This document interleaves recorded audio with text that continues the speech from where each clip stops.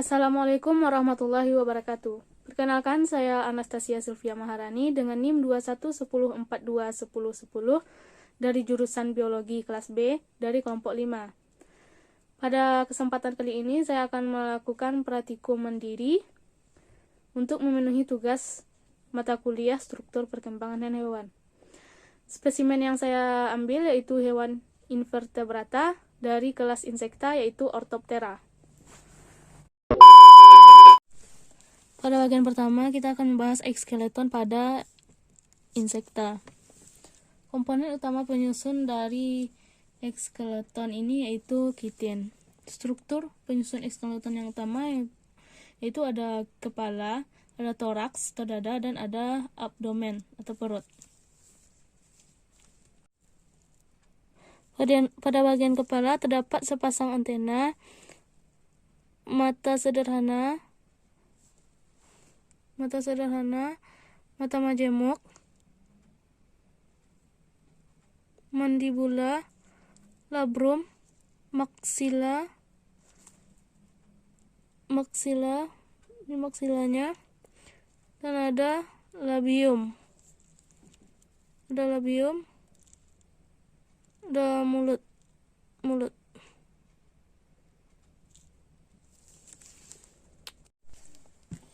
Dada pada bagian Orthoptera terdiri dari 3 ruas. Yang pertama yaitu protoraks, mesotoraks, dan metatoraks.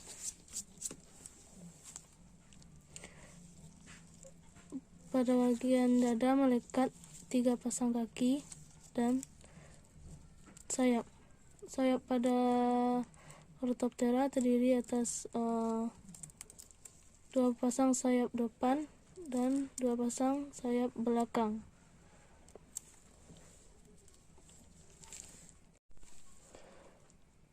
Bagian dari kaki Orthoptera yaitu yang pertama ada koksa, dan setelah koksa ada ruas yang mengikuti koksa yaitu ada trochanter, ada femur,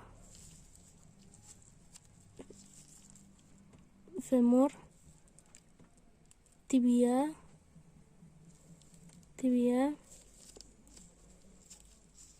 ada tarsus,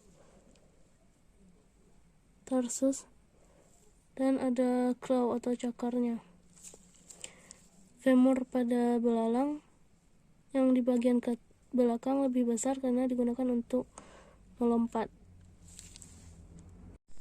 Pada bagian perutnya terdapat yang atas ini namanya tergum, dan di sini sternum, dan di tengah-tengahnya ada spirakel, dan ini ada ovipositor, dan ada cercus. Sistem pernapasan pada serangga memiliki organ pernapasan yang khas.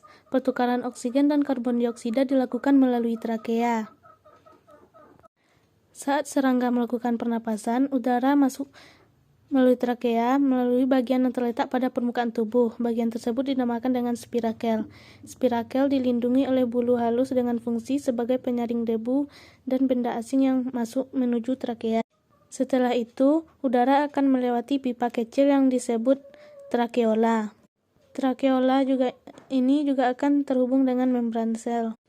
Oksigen akan berdifusi masuk ke dalam sel tubuh melalui trakeola, sedangkan karbon dioksida akan berdifusi keluar.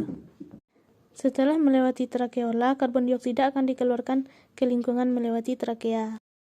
Selanjutnya, saluran pencernaan pada belalang.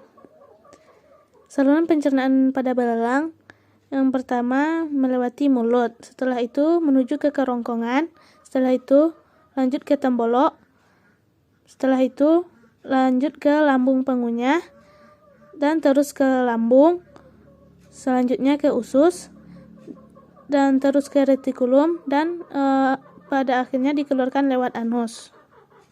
Selanjutnya peredaran darah pada insekta. Peredaran darah yang terjadi pada belalang adalah peredaran darah terbuka, yaitu selama peredarannya darah tidak terdapat di dalam pembuluh darah. Darah belalang yang beredar ke seluruh tubuh tidak membawa oksigen, tetapi hanya membawa sari makanan karena oksigen dibawa oleh sistem trakea. Sistem peredaran darah pada belalang terdiri atas pembuluh yang memanjang di atas saluran pencernaan. Pembuluh ini terdiri atas bagian paling depan berupa aorta dan tengah terdapat jantung pembuluh yang berupa gelembung-gelembung yang memiliki lubang-lubang halus. Darah dari jantung pembuluh dipompakan ke bagian depan melalui aorta. Dari aorta, darah dikeluarkan ke jaringan-jaringan tubuh dan beredar ke seluruh tubuh tanpa melalui pembuluh darah. Disinilah terjadi pertukaran zat. Darah memberikan sari makanan yang dibawa pada jaringan tubuh dan mengambil sisa metabolisme dari jaringan tubuh. Setelah itu, darah akan masuk ke jantung pembuluh lagi melewati lubang-lubang halus. Selanjutnya, sistem saraf pada insekta. Sistem saraf serangga juga terdiri dari sistem saraf pusat dan sistem saraf tepi, berupa sistem saraf tangga tali. Pada belalang, sistem saraf pusat tersusun atas kelompok-kelompok badan sel saraf yang disebut ganglia. Tiap-tiap ganglia dihubungkan oleh satu atau lebih tali saraf. Sementara itu, saraf tepi belalang tersusun oleh akson sensorik dan akson motorik ke dan dari ganglia. Baiklah, selanjutnya itu sistem skeletal pada insekta. Rangka pada insekta ini tubuhnya tersusun atas eksoskeleton atau rangka dari luar tubuhnya itu sendiri. Pada rangka insekta hanya terdiri atas eksoskeleton saja. Dan bagian-bagian eksoskeletonnya sudah kita bahas pada bagian yang pertama tadi.